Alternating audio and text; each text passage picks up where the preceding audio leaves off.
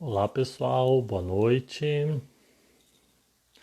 Boa noite, Gabriel. Boa noite, Vinícius, Ana Cláudia, a Sheila. Pessoal aí entrando. Só vou esperar aí a Ana entrar para a gente começar a conversar, né? Lembrando aí, né, aqueles recadinhos de sempre nosso, que esse conteúdo é exclusivo aí para médicos veterinários e estudantes de medicina veterinária.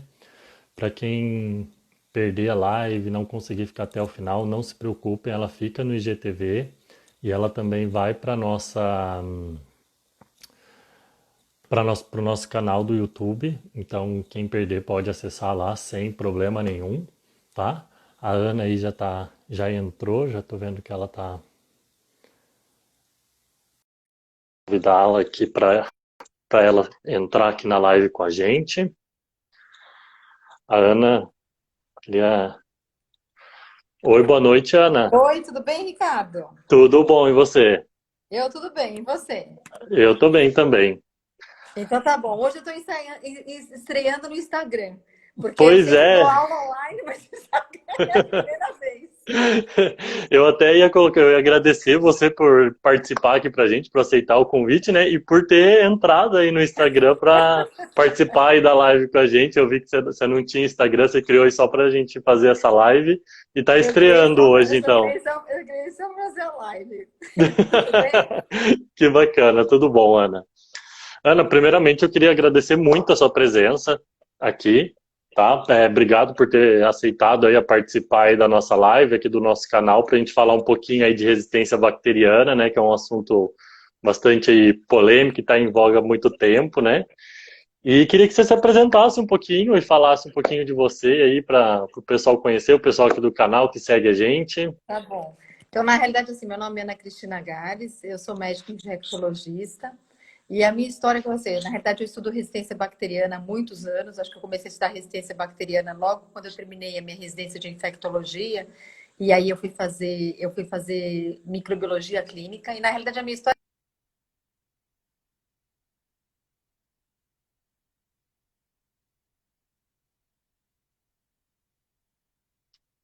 Acho que tivemos um pequeno probleminha com o sinal da Ana, ou é o meu, pessoal. Vocês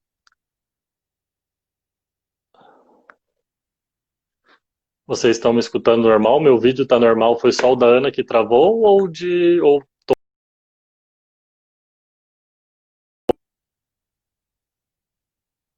acho que a Ana teve um pequeno probleminha aí, mas já já ela entra de novo.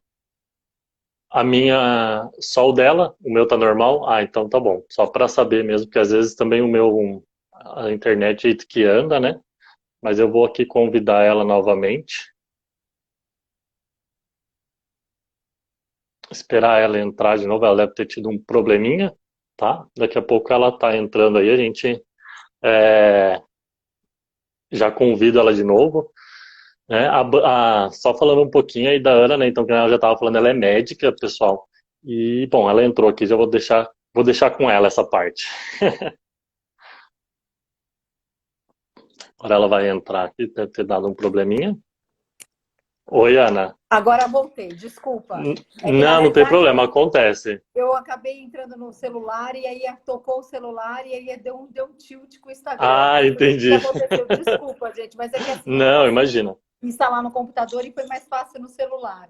É, no celular é mais Na fácil realidade, assim, mesmo. como eu estava falando para vocês, na realidade o que acontece é que quando eu terminei a residência, eu tinha uma angústia muito grande, porque eu queria entender, prescrever antibiótico e eu olhava o antibiograma e eu falava, nossa, o que que eu prescrevo agora? Eu olhava um monte de mic e não tinha nem ideia do que aquilo representava e aquilo me gerava uma angústia tão grande que eu falei, não, eu vou resolver entender isso daqui.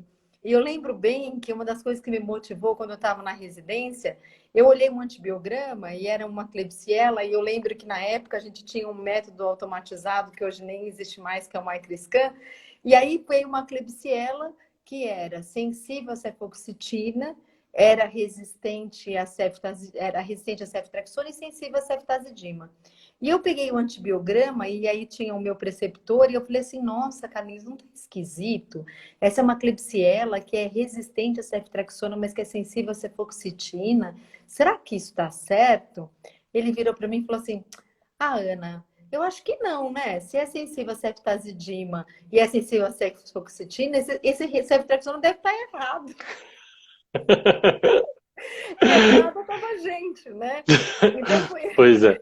foi aí que isso que despertou meu interesse para eu estudar resistência bacteriana. Eu falei, não, eu vou entender isso aí de uma vez por todas. E aí eu comecei a estudar. Então eu comecei a estudar isso, fiz mestrado em 95, depois eu fiz o doutorado em 2001. Eu fiz uma parte, quem foi meu orientador de mestrado e doutorado foi o Hélio Sader, que hoje trabalha nos Estados Unidos. Fiz uma parte do doutorado sanduíche nos Estados Unidos, no Departamento de Patologia da Universidade de Iowa, porque naquela época o Dr. Jones trabalhava lá. Então, assim, eu estudo a minha vida inteira a resistência bacteriana.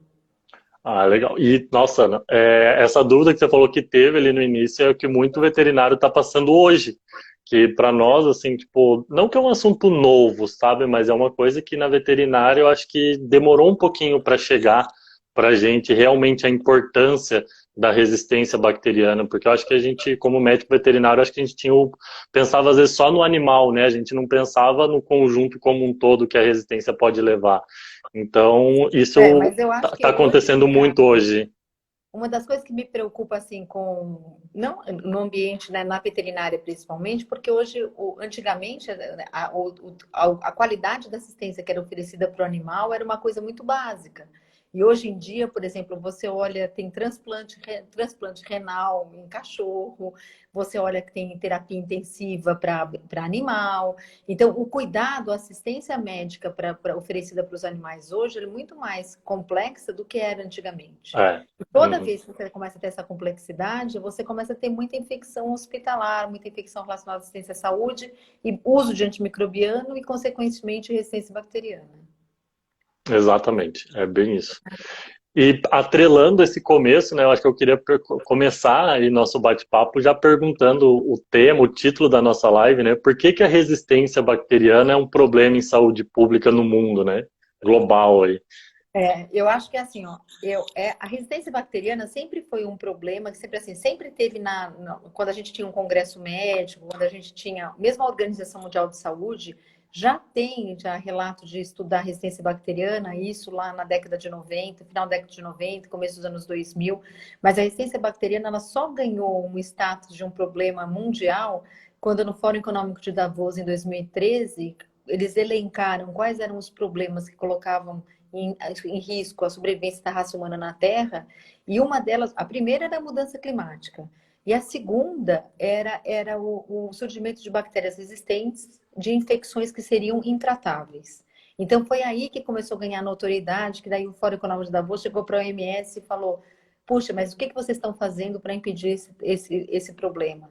E aí começou uma série daí começou aquele relato de vigilância de 2014, que era um relatório mundial que foi perguntado para todos os países membros, todas as regiões atendidas pela OMS, se tinham resistência bacteriana, quais eram os problemas que eles tinham na região. Então, assim, para a gente que está fazendo medicina humana, ela é um risco à saúde pública, né, humana, porque geralmente as infecções, bactérias resistentes causam infecções que são de mais difícil tratamento. Então, quando elas têm mais difícil tratamento, elas acabam prolongando o tempo de hospitalização. E aí você tem vários problemas, né? O primeiro é assim, se você tem uma infecção resistente, é mais difícil da pessoa, do médico, prever que aquela bactéria é resistente e de prescrever a terapia empírica adequada. Então, se você faz terapia empírica inadequada e você tem um paciente com uma infecção grave, isso está relacionado ao aumento da mortalidade. Então, não estou falando infecção urinária baixa. Eu estou falando de pneumonia, eu estou falando de infecção de corrente sanguínea, quando um paciente está séptico. Eu não posso errar. Se eu errar a terapia empírica, isso eu impacto a mortalidade do paciente. Depois, quando eu aumento o tempo de hospitalização, eu também, além de ter mais morbidade para o paciente, eu também aumento a chance de transferir essa bactéria resistente, de transmitir essa bactéria resistente de um paciente para outro. E isso também é uma coisa. Eu acabo usando antibiótico que às vezes é mais caro.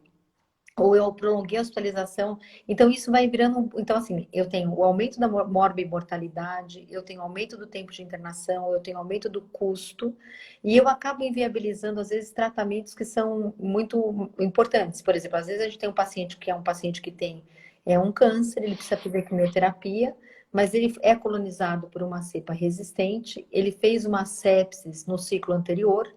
E aí o pessoal da oncologia está preocupado em fazer um novo esquema de químio, porque tem medo que ele vai fazer uma outra sepse. Ou então, então assim, eu vou inviabilizando o tratamento dos outros pacientes. Isso é assim, no hospital, no dia a dia. Só que se você Entendi. imaginar na saúde mundial, por exemplo, não sei se vocês lembram, há muitos anos atrás, teve uma E. coli, que era ela era entropatogênica, mas ela causava uma síndrome hemolítica urêmica na Alemanha. E aí o pessoal procurava qual era a fonte dessa E. coli, né? Que na época ela produzia uma citotoxina, ela tinha dois mecanismos de patogenicidade associados. E aí o pessoal começou a procurar onde que era a fonte disso, e uma hora eles acharam que era o pepino espanhol, que tinha sido importado da Espanha. Aí chegou na Alemanha, eles falaram, não, é o pepino que está sendo importado da Espanha. A Espanha foi e destruiu toda a produção de pepino, porque achou que era a fonte da E. coli, e não era. A fonte da E. coli vinha lá de um broto de feijão e de bambu de uma fazenda orgânica na Alemanha. Então, assim, a Alemanha teve que ressarcir os produtores espanhóis por ter desperdiçado essa produção. Outra coisa que a gente hoje viaja muito, e é uma coisa que acho que talvez para vocês que fazem veterinária não seja uma coisa comum, mas existe no mundo uma coisa chamada turismo médico. E o turismo médico, por exemplo, quando você olha na Índia, por exemplo, quando a gente teve o relato da NDM, isso impactou o turismo médico da Inglaterra, porque era muito comum o inglês ir para a Índia para fazer cirurgias que o sistema de saúde público inglês não cobriam. Então, tipo assim, você vai fazer uma cirurgia plástica, você vai fazer um implante dentário, você vai fazer um transplante de rim. Então, às vezes, eles iam para a Índia para fazer esse tratamento médico ou odontológico. E isso, quando você tem um relato de uma cepa resistente na Índia, você impacta, que daí os pacientes não vão querer mais viajar para fazer o tratamento lá. Exatamente.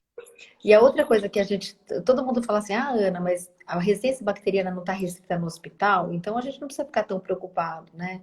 Aí eu fico pensando, primeiro que ela não está restrita no hospital, olha na Neisseria gonorreia, né? Todo mundo que transa sem camisinha ou sem preservativo corre o risco de ter uma infecção por Neisseria gonorreia e ser resistente, e é uma infecção Uhum. bacteriana.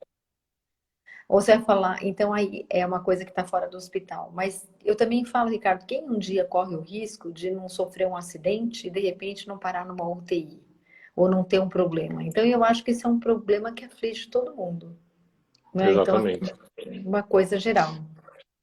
E pensar também que o veterinário, né, como pessoa, como ser humano, em constante contato com o animal ali no hospital, na clínica veterinária, né, ele está sempre voltando para casa, então se não fizer uma higienização adequada, está carreando esses micro-organismos, né. Isso que você falou de prolongar a hospitalização, isso na veterinária cresceu muito. Então, antigamente, você não tinha animais que ficavam hospitalizados por muito tempo. É, Hoje já tem animais que ficam 30 dias dentro de um hospital veterinário porque tem uma queimadura, uma ferida extensa que não vai para casa, precisa de cuidados mais elaborados, né? Então não é mandado para casa. Então isso na veterinária está começando a ser nossa realidade, né? Quando eu falo eu está acho que começando, assim, não é a um, 2 anos, veterinária é um é pouquinho muito. mais, mas É, eu acho que é uma coisa muito importante vocês começarem a ter controle de infecção hospitalar, né? Que né, a gente, toda unidade de assistência médica que presta assistência para o paciente tem que ter um serviço de controle de infecção hospitalar.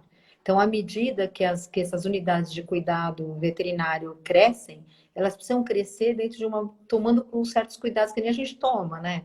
De a gente uhum, fazer a gente faz medidas de prevenção para pneumonia associada à ventilação mecânica, medida de prevenção de infecção de sítio cirúrgico. A gente faz um monte de coisa na medicina humana que tem que ser aplicada também para a medicina veterinária. E uma das coisas que eu exatamente. achei super legal, né, lógico que a resistência bacteriana, um dos maiores motivos da gente ter, não só esse, lógico, mas quando a gente usa antimicrobiano, a gente faz pressão seletiva para a seleção de bactérias resistentes e a gente faz pressão também para a transmissão daqueles genes de resistência que são mediados por elementos genéticos móveis. Então, isso eu acho que então, todo mundo que prescreve antimicrobiano tem responsabilidade sobre o surgimento de bactérias resistentes. E lembrar, né, que do mesmo jeito que o animal passa bactéria para o humano também passa bactéria para o animal. Então, Exatamente. esse contato é muito próximo. A gente não está isolado, não existe. E assim, a estimativa de uso de antimicrobiano no hospital é em torno de. No hospital, não, na medicina humana é em torno de 30%. E na medicina veterinária é 70%. Porque não é medicina veterinária só no tratamento dos animais doentes, mas é na realidade na prevenção, né, desses Exatamente. pontos de crescimento, na prevenção de infecção. Então, a responsabilidade sobre o veterinário, eu acho que talvez o veterinário talvez nunca tenha se atentado a isso, mas eu acho que a responsabilidade é muito grande. Então, eu não sei como é feito o controle do uso de antimicrobiano na medicina veterinária. Mas, por exemplo, na medicina humana, hoje em dia, para a gente comprar o remédio na farmácia, tem que ter a venda, tem que ter prescrição médica. Se a gente está num hospital, geralmente existe uma política de prescrição de antimicrobiano, em que a gente tem, quando vai fazer uso de antibióticos de certo espectro, a gente tem que pedir uma requisição e uma pré-autorização. Então, eu não sei se isso existe na medicina veterinária, se existe esse controle. É Entendeu? isso que Mas eu é uma queria, eu coisa ia entrar importante. nesse assunto com você mesmo, porque na veterinária é difícil o hospital que faz esse controle, o hospital veterinário assim que tenha realmente um controle de, eu vou utilizar, tem que utilizar, por exemplo, uma ceftriaxona, uma cefalosporina de quarta geração, eu tenho que ter uma requisição, uma autorização. Não, geralmente o veterinário usa. Se ele vê que precisa, às vezes até sem precisar, a gente acaba utilizando. Uma coisa É, que eu sempre falo, por exemplo, que eu dou um exemplo que eu acho que chega, não é o mais absurdo, mas é um dos que eu acho que acontece numa castração eletiva, que a gente fala de um macho, que é, por exemplo, fazer uma orquiectomia, tem veterinários que utilizam ceftriaxona como como castração, antibiótico terapia profilática. E é uma uhum. cirurgia que vai demorar ali 10, 15 minutos, que você não tem necessidade nem de utilizar um antimicrobiano. Mas eu acho que o problema do veterinário, não problema, assim, mas eu acho que o que o veterinário peca, eu acho que ele, pelo medo, pelo esse excesso de Mas se eu não dar o antibiótico, eu posso ter uma complicação, ele fica naquela, então eu vou dar. eu acho que é muito parecido com a medicina humana também, nesse aspecto, porque muitas vezes eu brinco com os meninos, com os residentes do hospital, eu falei para eles, antibiótico não é ansiolítico. Antibiótico, Gostei dessa, vou começar a usar isso. antibiótico não é ansiolítico. Então, assim, a gente fica muito ansioso, a gente fala, mas e se eu não prescrever, e se o paciente piorar? Mas e se eu não fizer isso acontecer? Então, assim, a gente às vezes fica muito preocupado, né? E a gente, lógico que a gente quer que o paciente ou que o animal não tenha o melhor desfecho possível, né? Todo mundo quer fazer uma cirurgia e que o paciente ou o animal fique bom. Ninguém quer que bata Exatamente. uma complicação. Mas eu acho que as pessoas, o médico assistente, ele está muito preocupado naquele momento. Mas a gente que vai olhar o depois, você tem que estar preocupado, porque dependendo do que você usar como antibiótico profilaxia, você vai impactar na microbiota daquele hospital, daquela Uhum. clínica. E com o passar do tempo, você vai ter chance daquilo não fazer mais efeito. Então, eu acho que é uma coisa que é importante de estarem atentos. Eu até falo, né? Às vezes o impacto, ele não vai ter um impacto ali momentâneo, né? O impacto é dali 2, 3, 4 anos, onde é bem, às vezes até menos, nisso que você falou, de você inviabilizar a droga para um tratamento, né? É isso mesmo. É assim, eu brinco e falo assim, eu acho que eu não estudo isso, né? Eu estudo mecanismos de resistência, a parte genética, mas uma das coisas que eu gostaria de estudar são os fatores psicológicos ou psicoemocionais que levam à mudança à prescrição de antimicrobiano.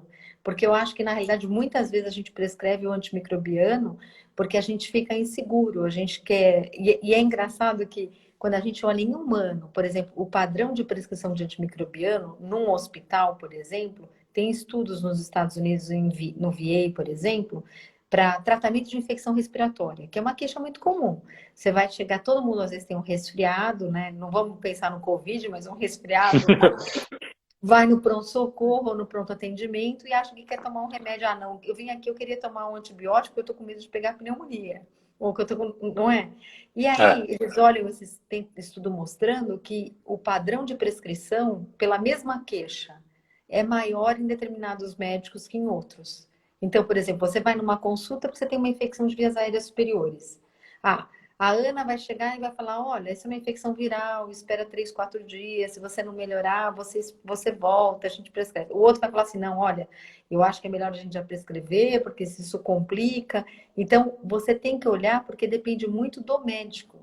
Então, às vezes, essas políticas, né, que a gente utiliza de gestão de uso de antimicrobiano, que o pessoal gosta de importar um nome que é antimicrobial stewardship, eles, às vezes, a medida de você dar um feedback para o médico e falar, olha, você está prescrevendo muito antibiótico. Olha, nesse mês, nós atendemos 100 pneumonias, ou 100 pacientes com queixa de resfriado.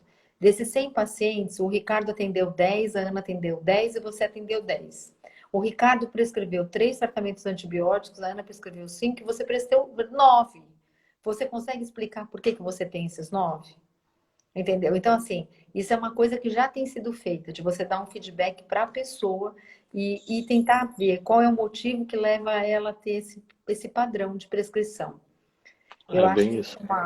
é uma coisa. Isso Então, ia ajudar muito, né? eu não estudo isso, mas isso é uma coisa que eu acho muito interessante. Que, por exemplo, você olha o padrão de prescrição de antimicrobiano nos Estados Unidos, por exemplo, o sul dos Estados Unidos prescreve mais antibiótico do que o norte. Então, a impressão é que tem um fator emocional, tipo assim, uma coisa de latinidade, de coisa da gente ficar preocupado, da gente ter um apego, uma emoção, da gente ser mais emotivo, Emocional. emocional, de ter uma decisão que não é racional, é uma decisão emocional. Isso é uma Uhum. das coisas que eu tenho vontade de estudar, Ricardo. Eu não estudo isso, mas é uma coisa que Mas é eu tenho bem vontade de interessante estudar no mesmo. interior, né, no futuro. Uhum. É. A Bianca, uma seguidora nossa, que mandou: nossa graduação ainda deixa bastante a desejar, e órgãos da nossa classe, que é o CRMV, né, para trazer esse assunto à tona. Isso é verdade, porque a gente não vê, assim, pelo menos desde que eu saí da graduação ali em 2011, né, é assunto, assim, que a gente, resistência bacteriana, infecção hospitalar, é assunto que na veterinária a gente não tem. Alguns professores, que nem eu, hoje em dia, eu sempre tento passar para os meus alunos na micro, ou quando eu consigo falar de infecção hospitalar, a Sheila também.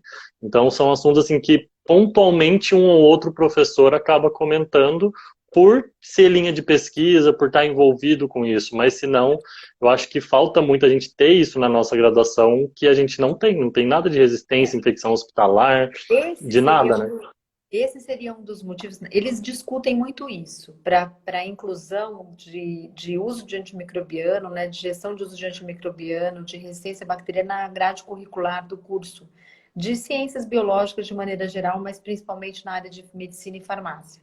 O problema é que muitas vezes, Ricardo, a nossa grade, o conhecimento médico aumentou tanto, tanto, tanto, que a gente tem que colocar tanta coisa na grade curricular que é difícil de você inserir mais o conteúdo. Mas eu concordo com você e concordo também com quem falou, não consigo prestar A atenção. Sheila também colocou que os alunos dela também agora Mas vêm, porque ela eu acho dá, que né? isso é super importante. E eu acho É. assim, talvez um momento de. Talvez se não desse para. O ideal é incluir na grade curricular mesmo, mas se não der, pelo menos oferecer como disciplina eletiva, alguma coisa assim. Eu Pois acho que é. é uma Aham. solução. É. Até porque, assim, às vezes, se a gente for pegar até mesmo em terapêutica, na parte de farmacologia, pelo menos o que eu escuto do pessoal vindo comentar com a gente, é que, assim, a gente tem uma, duas aulas de antibiótico e aquilo, você conhece as classes, você conhece os mecanismos de ação e ponto. E é aquilo que você acaba vendo sobre o antibiótico. Você vai aprendendo e você vai, tipo, sofrendo na clínica e na prática ali. Você Aprendendo, prescreveu, não deu. aprendendo na raça. Aprendendo na raça, bem isso.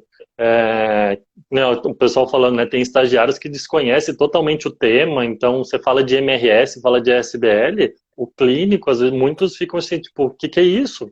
Né? Então não tem a mínima noção por questão disso, acho que é essa falta que a gente tem de passar isso, de ter alguma coisa que não digo impor para ser obrigado a ter, mas que leve a gente ter o conhecimento, porque isso é um assunto tá muito em voga, né? Então, Mas eu acho que é uma coisa, Ricardo, que tem que começar a gente a discutir isso, né? Da é, gente poder ter isso inclusão ou na grade curricular, ou então, talvez, muitas vezes, a gente tinha muito curso de resistência bacteriana para médico. Há muitos anos atrás, a gente tinha curso básico. Talvez para veterinária, talvez valha a pena. Talvez a tarefa seja a conscientização dos próprios veterinários conscientização. a É. respeito do assunto. Para aí você Uhum. poder ganhar um espaço para poder ter inclusão na grade curricular. Exato. É por isso que, na verdade, eu e a Sheila, assim, quando a gente teve a ideia de criar esse canal, né, o ATB na VET, foi justamente isso, porque a gente pensava assim, eu e ela, a gente passa para os nossos alunos onde a gente dá aula e tudo mais, tenta conscientizar, pelo menos mostrar o básico, né? Mas a gente queria alcançar mais isso, queria que isso fosse divulgado de uma forma mais visível, assim, que isso chegasse para mais pessoas, né? E esse foi um dos principais objetivos que fez a gente criar essa página e tudo mais, para trazer essa conscientização, trazer esse conhecimento em relação a isso, porque senão fica muito limitado, né? E eu acho que é uma coisa importante, ô Ricardo, que eu acho que talvez a gente precise. Alguém aí comentou sobre animal de produção. Eu acho que é uma coisa assim muito importante, porque a gente está num. Eu acho que mais hoje do que nunca a gente tem que ter consciência de que a gente está num mundo só, né? E que a gente tem e que isso, primeiro, por exemplo, a gente às vezes você vai falar, ah, Ana, mas olha o Covid que saiu da China e espalhou pelo mundo. Olha, às vezes, um alimento que a gente compra no mercado, que a gente acha que é produzido localmente, esse alimento está vindo do outro lugar do mundo. E assim, eu acho que a cadeia, eu fico muito preocupada porque assim, a gente tem, você usa o antibiótico, por exemplo, no animal de produção. Então, não estou pensando nem no resíduo que vai ficar na carne. Mas olha o que vai ser excretado no meio ambiente desse antibiótico. O quanto vai contaminar o solo, o quanto vai para o lençol freático, o quanto vai para o rio, o quanto isso vai impactar o planeta como um todo. É, Então, eu acho que o veterinário tem uma responsabilidade enorme, porque não é só no controle das clínicas, né? Que hoje em dia, aliás, eu morro de rir, eu brinco e falo que é, pet shop e clínica de animais, aqui eu moro em Bragança, eu trabalho em São Paulo, mas eu moro em Bragança Paulista, né? E aqui aham, eu não vejo, por exemplo, são poucos comércios que progridem e vão muito bem em Bragança Paulista. Então é salão de cabeleireiro, pet shop e farmácia. É tão engraçado, então eu vejo assim que cresce muito essa unidade de cuidado em animais, mas e o veterinário tem um papel fundamental. Então eu acho que é é, isso que nos dois, tanto no animal de pequeno porte, que é o pet, né, nosso, aham, que hoje é tratado como se fosse um filho, né? E a sim, gente tem, exatamente. e a gente tem os animais de produção, que é o que é importante. Sim, até a Sandra comentou aqui, as terapêuticas, na maioria das vezes, elas são herdadas pra gente. Tipo, a gente faz o uso desse antibiótico dessa maneira porque o professor usava, porque não sei quem usava, e vai passando. Isso acontece bastante mesmo, pelo menos na veterinária, disso. Então, eu aprendi assim, continuar passando assim, daqui 10 anos ainda vai ser assim. Aí Então, o que eu acho que é importante, ô Ricardo, é a gente começar a estar muito atento, mesmo no hospital, acontece da gente às vezes não ter cultura, né? Então a gente uhum, explicar a terapia antimicrobiana é muito difícil ela ser empírica. A gente tem que tentar lutar ao máximo para ter o isolamento do agente. Então, às vezes a gente não consegue isolar porque a gente tem como é que eu vou te falar, os empecilhos do teste. Então, às vezes você não consegue ter uma boa sensibilidade na detecção do patógeno, mas você se esforça. Então, eu não uhum, posso um paciente que tem uma infecção de corrente sanguínea ou uma endocardite e eu não colho a hemocultura. Isso é inadmissível. Então, eu tenho que esgotar, colher minha quantidade certa. Então, eu acho que o veterinário também, tanto o médico, o veterinário, a gente tem que perseguir tentar isolar o agente, tentar fazer o teste de sensibilidade e tentar fazer a terapia baseado no resultado da microbiologia. É lógico que muitas vezes na microbiologia a gente tem que ter muito cuidado com o pré-teste, né? Com o pré-analítico. Quer dizer, não o pré-teste, mas a fase pré-analítica. Tipo assim, não dá para você colher. Por exemplo, às vezes eu vejo estudo clínico, nem nada de veterinário, mas estudo humano. que vai testar, por exemplo, uma terapia nova com bacteriófago no tratamento de infecção de queimado, por exemplo, né, de queimadura. Aí faz um trabalho lindíssimo, pega paciente queimado de várias UTIs, vai instilar o bacteriófago, vai fazer super legal. Mas aí como fez o diagnóstico de infecção do SWAB?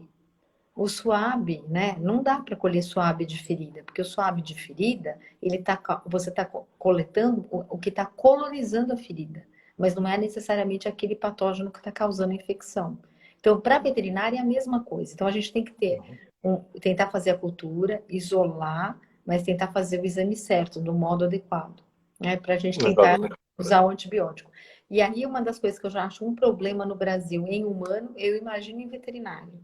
Porque a gente, por exemplo, a gente tem estudos de vigilância, por exemplo, assim, você vai falar quais são as bactérias mais frequentes que causam infecção de corrente sanguínea.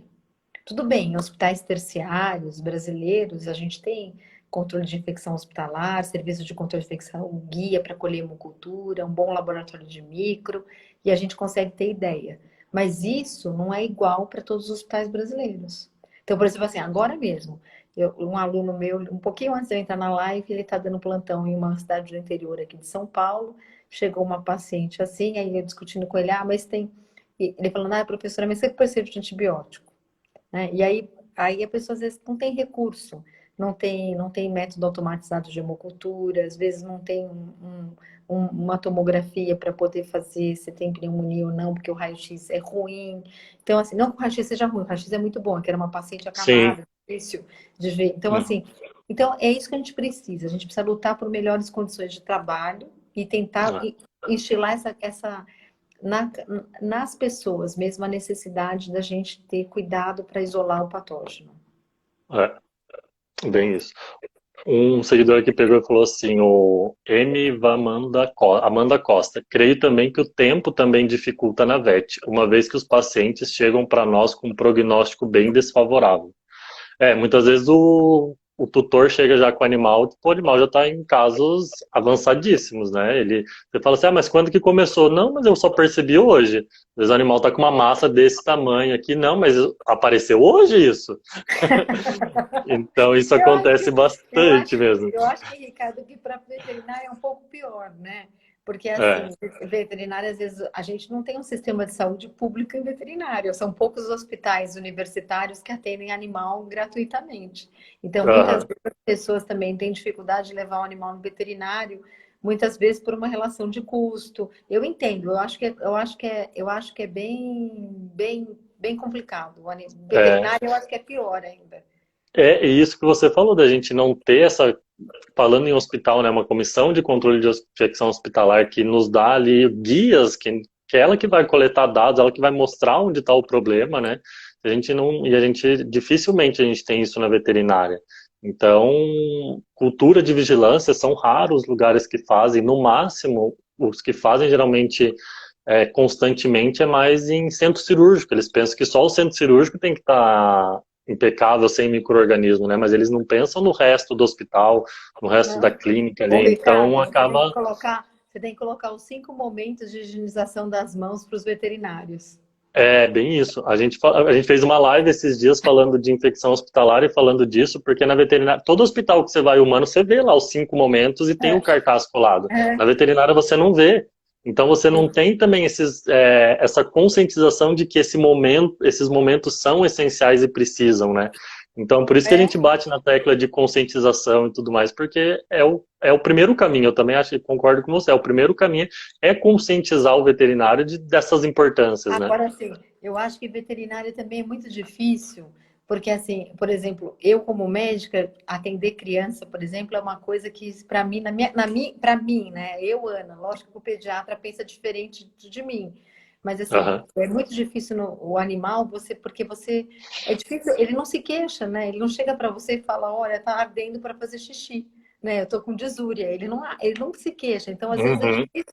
Você ainda tem uma dificuldade a mais. Porque a É. história é muito subjetiva, ela não é uma coisa objetiva que você pergunta para a pessoa. Então, isso ainda A gente dificulta tem um que pouco a acreditar mais. no tutor, né? O que ele falar é o que a gente vai seguir, né? Então, porque é ele que está observando o animal, né? É isso mesmo. É.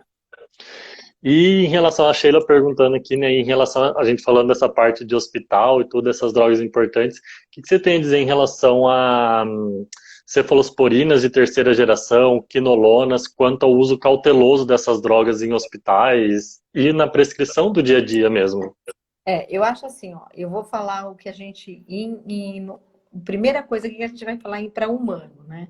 A cefalosporina de terceira geração, o uso dela é associado com o surgimento de bactérias produtoras de beta-lactamase de espectro ampliado. Então a gente usa, mas a gente sabe que também é assim, né? Antibiótico, você sempre usa e tem uma reação, né? Você tem uma ação e que leva a uma reação. Então, toda vez que você prescrever um antibiótico, você vai acabar selecionando bactéria resistente àquele antibiótico que você prescreveu. Então, no hospital, a gente se preocupa muito com a cefalosporina de terceira geração, porque é um antimicrobiano excelente, que dependendo por exemplo, se a gente usar ceftriaxona, eu acho que para vocês, como é o nome? Esqueci agora da cefalosporina de terceira geração que vocês usam. Ceftiofur. É Tem o ceftiofur. Ceftiofur também. É Uhum. muito parecido com o ceftiofur. Então, na realidade, ele pega gram-negativo, pega estáfilo sensível à oxacilina, pega estrepto, né? Então, é uma droga que ela tem amplo espectro de atividade. Então, ela é uma droga boa, né? E se você usar ela, você vai ter surgimento de SBL. Na veterinária, a gente fica muito preocupado quando usa o ceftiofur lá no animal, porque o composto é muito parecido com o ceftriaxona. Então, você usou no animal, com certeza você vai fazer pressão seletiva para ter ISBL também. Não, mas E até ceftriaxona é muito utilizada na veterinária também. é, então, isso eu acho que é uma coisa importante. Então, o ideal seria você reservar para situações que você não tivesse outra opção terapêutica. E a quinolona no humano, o que que acontece com a quinolona? A quinolona, a maioria delas, o mecanismo de resistência à quinolona, ele é por mutação no sítio de ação da quinolona, que é a DNA-girase, né? Então, a gente tem as topoisomerases, tem a topoisomerase 2 e 4, 2 é conhecida como DNA-girase, a mutação na DNA-girase geralmente é o mecanismo mais comum, nas topoisomerases, na topoisomerase 2 e 4. O que acontece quando eu tenho quinolonas de espectro, não de espectro, mas, por exemplo, assim, eu tenho a ciprofloxacina, eu tenho o ácido nalidíxico, eu tenho sim o cipro, eu tenho o levo, eu tenho o moxi. Quando eu tenho uma mutação na DNA girase, por exemplo, eu posso levar a eu afeto mais o ácido nalidíxico do que eu afeto o cipro. Para eu ter resistência ao cipro, muitas vezes eu tenho que ter duas mutações na DNA girase, ou uma na DNA girase e uma no parcê. Então, o que acontece é que assim, eu tenho uma bactéria que é resistente a ácido nalidíxico, mas sensível a cipro. Só que se isso acontecer, isso significa que essa bactéria provavelmente já tem mutação em DNA girase. Então, essa sensibilidade da cipro, né, do ciprofloxacino, que eu sempre falo no feminino, mas o correto é falar no masculino, a gente tem o ciprofloxacino, né? Essa mutação, ela está afetando a atividade das quinolonas de modo geral. Então, lembrar que esse mecanismo, ele é compartilhado. Ele pode afetar mais ou menos, mas ele é compartilhado. Quando a gente usa quinolona em animal ou em gente, a quinolona é a mesma. E, por exemplo, se a gente usar a gente teve uma resistência muito grande em Campylobacter por uso de quinolona nos Estados Unidos. Eles suspenderam a quinolona como promotor de crescimento lá nos frangos por causa do Campylobacter e eles não recuperaram a sensibilidade. Ele continua tendo Campylobacter resistente à quinolona.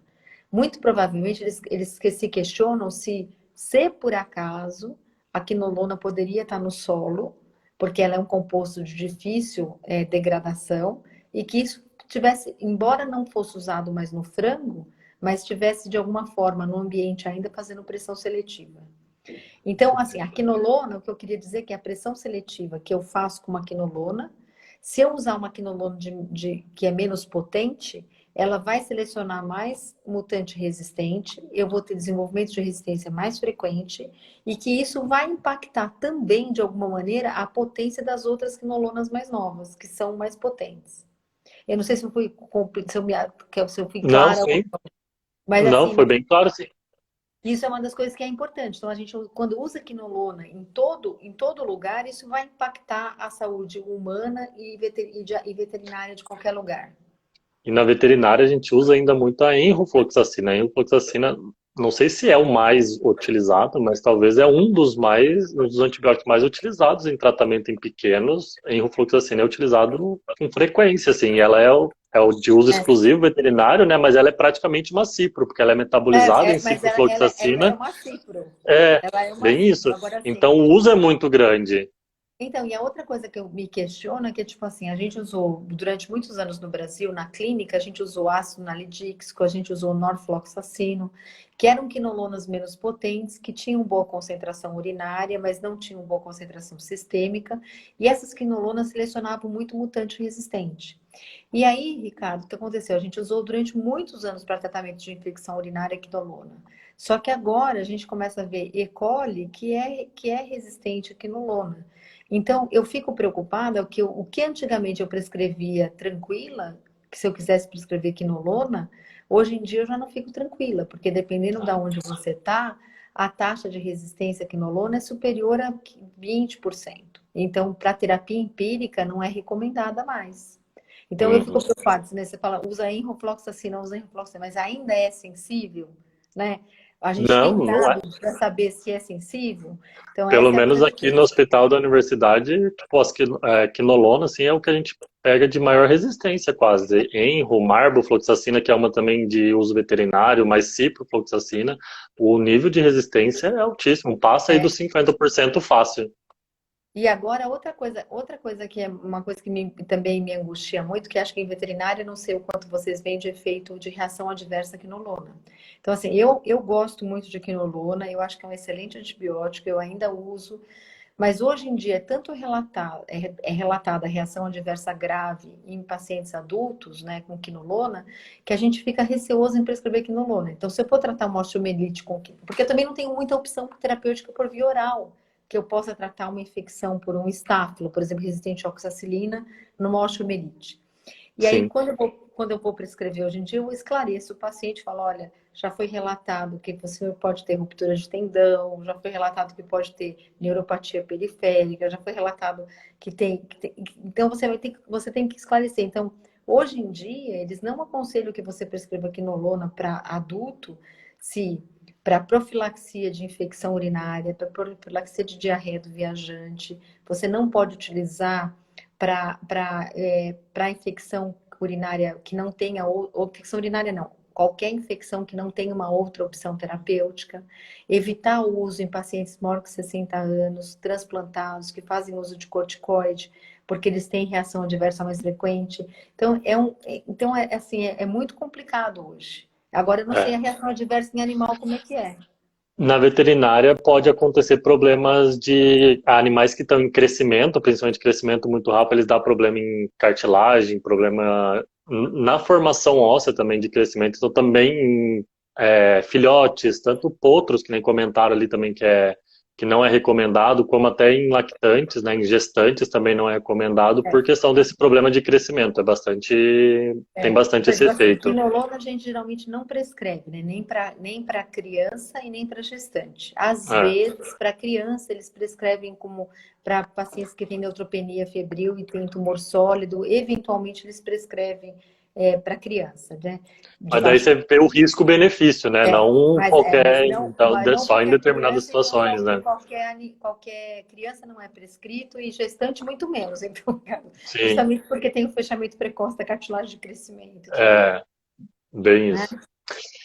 E fora essas drogas, e o metronidazol? A Sheila perguntando, né? A Vanco, o Meropenem, Imipenem, o metronidazol, como que é na medicina o uso deles? Você falou que Na eles são bem realidade, controlados, né? Então, a gente usa geralmente os carbapenem, vou falar, ó, carbapenem, vanco e colistina, geralmente são antibióticos de uso restrito, que você tem que preencher uma autorização, né? A farmácia geralmente libera nas primeiras 24 horas, mas depois você tem que ter autorização, né, para você o prescrever. Geralmente tem uma avaliação pelo Comitê de Gestão de Uso de Antimicrobianos, e a gente usa meropenem, historicamente, ele era reservado para o tratamento das infecções de gram-negativo hospitalares, que não tinha gente. Quando a gente queria lançar o uso de prescrever um melhor antimicrobiano que tivesse maior porcentagem de sensibilidade, a gente prescrevia um carbapenem. Então, essa era uma infecção. O que aconteceu nos últimos anos é que elas foram piorando, o perfil de sensibilidade dos carbapenems foram piorando. E a gente começou a ter o surgimento das bactérias que são produtoras de carbapenamase. Então, no hospital, o que antigamente era a rainha, a rainha ou o rei dos antibióticos, hoje em dia não é mais. Então, a gente começou a ter muita bactéria produtora de carbapenamase e começou a ter que usar mais colistina, porque a gente não... Colistina ou polimixina B, dependendo do que a gente tem no hospital. E a gente usa para tratamento de infecção grave, porque, por exemplo, eu não sei vocês na veterinária, mas a gente tem, em hospital, a gente tem a Acinetobacter baumannii. Os Na Acinetobacter veterinária também. baumannii, 80% é resistente a carbapenem. A taxa de resistência é muito alta. Então, o tratamento para cineto é polimixina. A gente tem pseudomonas, que também tem uma taxa de resistência a carbapenem em torno de 40%. A gente tem Klebsiella, que a gente tem tanto ISBL, como tem carbapenamase. Então, assim, a gente, se for uma ISBL, o tratamento recomendado é carbapenem, mas se for uma infecção grave, quero dizer. Agora, Aham. para carbapenamase, a gente vai ter que passar ou para polimixina, ou então agora para as novas combinações com inibidores de beta-lactamase novo, tipo ceftazidimab-bactam. Ui, desculpa, Ricardo. Vai Não, chamar imagina. o ceftazidimab-bactam, ou que é o que está disponível comercialmente, né? Mas Sim. isso. Mas Agora, é restrito, né? metronidazol não. O Somente com. metronidazol, agora o que acontece também no hospital, uma coisa que eu queria deixar claro, que eu acho que essa é uma coisa, é uma crítica que eu faço. Muitas vezes, no hospital, as pessoas controlam o uso dos antibióticos ou de maior espectro ou de maior custo, né? Ou os antibióticos são mais sensíveis. Mas o certo no ambiente hospitalar seria você controlar todos os antimicrobianos. Não seria só... Concordo. Porque assim, ó, o metronidazol, por exemplo, na medicina humana, ele é muito barato. E, por exemplo, ninguém controla o metronidazol. Então, o metronidazol, se o médico quiser prescrever no ambiente hospitalar, ele pode prescrever à vontade. Agora, eu acho que a gente tem que prescrever... Por que eu falo que tem que prescrever tudo? Por exemplo, a aminoglicoside geralmente não é controlado pela maioria dos programas de gestão, porque também é um antibiótico de espectro restrito, que geralmente pega só gram-negativo e é muito barato. Mas, por um outro lado, se você olhar esses genes, esses elementos genéticos móveis que carregam, às vezes, carbapenamase, se você olhar do lado do gene que codifica a carbapenamase, está um gene que codifica a resistência a aminoglicosídeo. Então, de repente, eu não prescrevo carbapenem para não fazer pressão seletiva na seleção daquele elemento genético móvel, mas eu continuo prescrevendo o aminoglicosídeo. Então, eu mantenho a pressão seletiva no meio ambiente com uma outra droga. Então, isso é uma coisa que eu acho que é importante. O ideal seria não... lógico que o tipo de antibiótico é importante, mas o ideal seria não usar antibiótico, né? A gente usar antibiótico naquela situação realmente que fosse Que necessária. realmente precisa, né? E é isso que você falou, é bem isso mesmo. Eu também falo que para prescrever o antibiótico a gente tem que tomar muito cuidado. A gente não tem que pensar, não é por isso que você falou do preço, é muito, acontece bastante. Esse exemplo que eu falei para você da ceftriaxona, que às vezes a gente utiliza como profilaxia cirúrgica, muitas vezes acontece porque a cefalexina, a cefalotina, ela é muito mais cara do que a ceftriaxona para comprar. Então, às vezes, quem administra um hospital veterinário, às vezes não é nem veterinário nem nada, então acaba, não, mas esse daqui é mais barato, então vamos usar, para que eu vou usar a cefalexina, que é muito mais cara, se eu posso usar a ceftriaxona, que é muito mais barato? Só que ele não pensa nesse Então, lado, às mas vezes, Ricardo, eu então... também penso. Eu penso nisso, né? Eu falo assim, puxa vida, o ceftriaxona é tão barato e eu fico às vezes angustiada com a qualidade que a gente... Eu não quero nem pensar nisso, né? Porque assim, não é que eu tô pensando... eu lembro que há um tempo atrás tem uma revista que chama MMWR e essa MMWR reportou há um tempo atrás um paciente que tinha na África que tinha tido uma meningite e que não tinha, por Neisseria meningite, que não tinha respondido ao tratamento com ceftriaxona. Então, que no momento eles pensaram que tinha uma Neisseria meningite que era resistente ou com redução da sensibilidade de ceftriaxona. Mas quando eles foram ver, o paciente morreu e teve uma evolução ruim, porque na quantidade do frasco que estava escrito que tinha 1 grama de ceftriaxona, tinha na realidade 500 miligramas. Então, o paciente estava sendo subtratado. Subdosado. Então, a dose que a gente usa, né, para humano, para meningite, a gente usa 2 gramas de 12 em 12, que é 4 gramas de ceftriaxona, que habitualmente a gente usa num paciente adulto 2 gramas por dia. E quando você tem meningite, você usa 4, você usa o dobro da dose. Só que esse paciente que deveria estar recebendo o dobro da dose, na realidade estava recebendo metade da dose prescrita. Então, assim, eu sempre fico pensando, né, por que que um frasco de ceftriaxona, de repente, ele é mais barato do que um frasco de cefalotina, por exemplo, ou de cefazolina. Não é? É. É uma coisa que eu Não queria. faz, não é lógico, né? Lógico que deve ter uma lógica, É. né, Ricardo? E a gente é que não Não faz sabe lógica pra gente. a gente não tem essa lógica, mas é uma das coisas que me preocupa. Então, assim, Aham. eu queria muito, é uma das coisas que eu insisto que eu acho que toda vez que eu posso falar, eu falo, eu acho que a gente devia ter uma vigilância que chegasse na farmácia, ou que chegasse num hospital, pegasse um frasco de antibiótico e fosse fazer equivalência lá, o teste de equivalência naquele frasco. Não numa coisa que eu mandasse para fazer o teste, mas Sim, sortear. Chega lá, pega e olha, aquele frasco está funcionando, né? sim. Porque, então, assim, eu acho que a qualidade do antimicrobiano, eu queria tem um médico colombiano que estuda isso, e ele mostra que às vezes tem genérico que é bom e tem genérico que é ruim. Né? Não tô falando mal do medicamento, eu só estou falando que eu Sim. gostaria de ter um processo de vigilância de mais ativo, que me Eu acho que garantisse a isso qualidade do é.